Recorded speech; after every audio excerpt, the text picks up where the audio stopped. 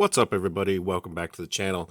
So I wanted to take a look at some of the stuff that I found recently at my local Dollar Tree store here in Buffalo, New York. And I went in there earlier this week, and basically I was very surprised by what I saw on the pegs because some of the stuff I really never expected to actually see showing up at Dollar Tree stores. So I'm going to walk you through this. There's a bunch of Hot Wheels, there's some Matchbox cars, and there's also some Final Faction action figures as well. So I want to show you all these, and I'm very excited for this in terms of additions to my collection.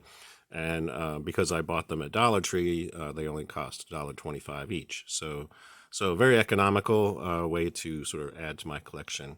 So the first thing I want to show you is this Volkswagen series, and I was able to pick up this entire series, and I was very shocked to kind of find it at Dollar Tree because I was sort of under the impression that this was a Walmart exclusive, but maybe that's not correct, or maybe they overproduced it and the excess that was originally going to go to Walmart ended up at Dollar Tree. But I don't really know the circumstances, but I was thrilled to find it because within this set, there are some really excellent models, many of which originally premiered in premium. And so it's very nice to actually have these and to buy them for $1.25 each, because I believe when you would purchase these at Walmart, they were more in the $2 or $3 range. So yeah, I was able to pick these up for cheap and get the entire set. So very excited about that. So the first one I want to show you is this one, which is the Volkswagen T2 pickup. And I did notice a little bit of a fault with this one. The back deck area appears to be pressed down a little bit. So I may end up taking this one out of the package and see if I can kind of correct that flaw. But overall, really cool looking model. It's sort of like a kind of a version of the Volkswagen bus, but done as a pickup. And you can see the exposed engine, which is really cool as well. So very cool looking model. I really like the color scheme as well. So very excited to have that. And on the back, you can see the entire series is depicted here. So you can see there are 8 models altogether in this particular series. So very cool. Many of you who've been watching my channel for a while know that I'm a big fan of Volkswagens. Not all Volkswagens, but certainly the more classic kind of models that were done in the sort of 60s and 70s and so forth. So very cool looking model. Next up, we got this one, which is the custom 69 Volkswagen Squareback. So another cool looking model, and not a ton of extra detail in this, but I do like the color. I think it looks very interesting. And they did do sort of the headlight details and also the turn signal and so forth, and just a stripe down the center. So, and again, just it's a model that I didn't have in my collection, so it's very nice to actually have this as an addition. So that's very cool. Next up, we got this one, which is the Volkswagen Scirocco GT24. So more of a kind of race car design. You can see this big tail fin on the back, so very cool, and you can see the racing deco on this model. Really nicely done in terms of the graphics on this. And again, this was a model that I did not have in my collection, so very cool to have that as well. Next up, we got this one, which is the Volkswagen SP2. So this is a model I'm not really familiar with. I'm guessing probably from the 1970s or 80s time period. I'm not really too sure. But looking very cool with the gold detail on the wheels, and just some really nice overall deco on this. So, and again, another one that I did not have in my collection. Next up, we got this one, which is another pickup. So you can see this is the Volkswagen Caddy. And again, a model that I wasn't really too familiar with. Does have some nice detailing here on the back. You can see the Volkswagen name is highlighted here, and you also see like tail light details. Really nice color on this, sort of that purple color complemented with the gold. So again, interesting looking model. And I think this might have been one of the ones that premiered in premium. I'm not sure of that, but I was looking through some of the history of some of these particular models, and it does appear that a lot of them actually started off in premium and have sort of worked their way into various other series. Next up, we got this custom Volkswagen Beetle. And obviously the Beetle is probably my favorite of all the Volkswagen models.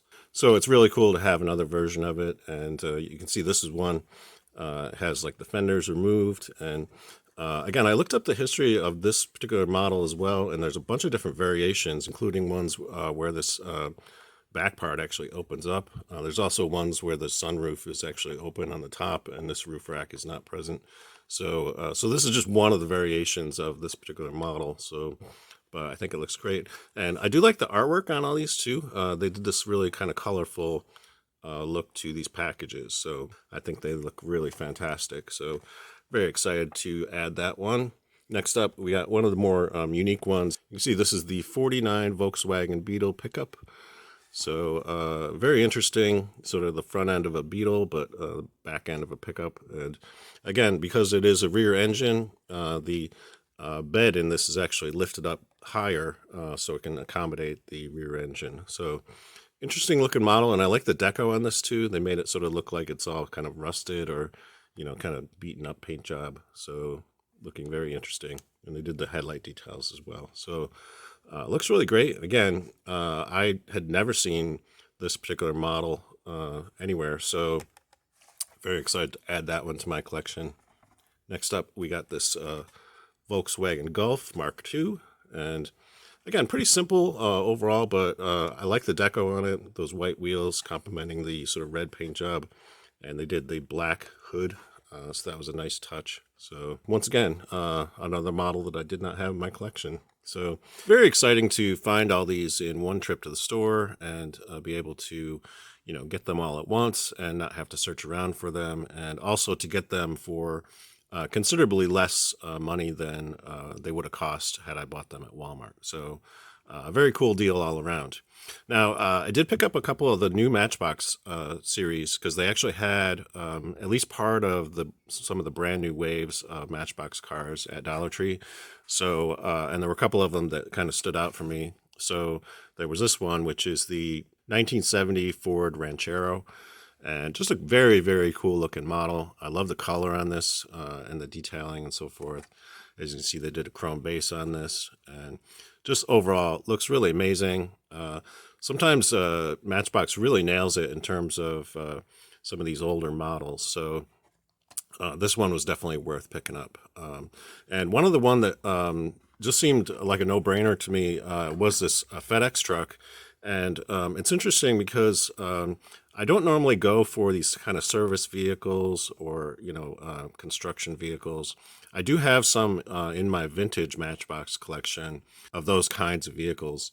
But normally with the new stuff I'm picking up, I mostly stick to, you know, cars and trucks and stuff like that. So service vehicles usually aren't part of the equation. But I made an exception for this one because it is so iconic. I'm actually kind of surprised. I was looking through the history of this particular casting. It's just called Express Delivery. And I believe this is the first time they've done the FedEx deco on it. I would love it if they actually continued on with this and did a UPS version of it and maybe an Amazon Prime version of it. I'd probably buy all those. Just because they have that sort of licensed look. And what I noticed on this is they actually did a sticker on here rather than have it printed on there. Could be they released this card graphics initially without the proper licensing on it. So you can see this is done as a sticker on the back here too. So interesting. But I think it looks really fantastic and definitely worth picking up. Generally speaking, one of the reasons why I don't really necessarily go in for these is they're basically a plastic body and a metal base, whereas I usually prefer, you know, the top of the car be made out of metal and the base be made out of plastic. That's just my preference, but in the case of this one, because it is so large, you know, you have to kind of compromise and actually do different kinds of things to make it actually work out. But anyway, I think it looks really fantastic, and very happy to have a FedEx truck in my collection. So that's very cool.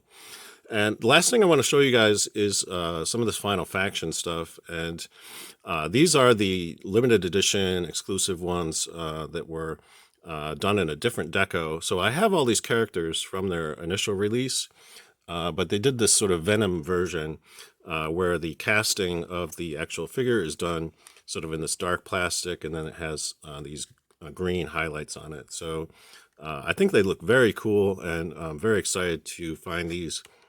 On the back of the package, you can see that there's actually some more in the series that are coming down the pike. So you can see Diable is going to get a version, also the Bounty Hunter Crepitus, and also the Crawler. So so that's very cool. So I'm going to keep my eyes open for the sort of Venom versions of those characters as well, because I think it'd be nice to actually have the entire set. So deco looks great on these, and I love the different card backs too. So that's the Drone, and this is the Brute.